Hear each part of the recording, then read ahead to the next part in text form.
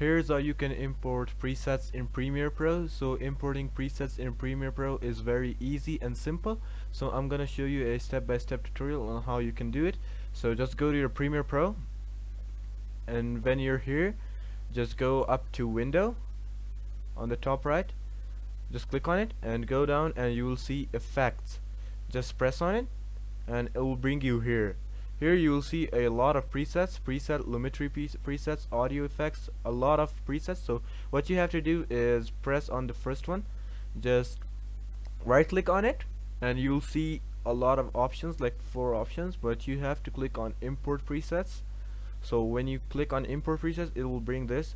So if you have any presets downloaded over, just press over them. I don't have any preset right now, but when you press on the presets, you'll just press on them and it will automatically import the presets on your presets tab, just like here, and you can use them on and do whatever you want with your editing videos. So yeah, that's basically it on how you can import presets in Premiere Pro. So I hope I helped you guys out. Peace.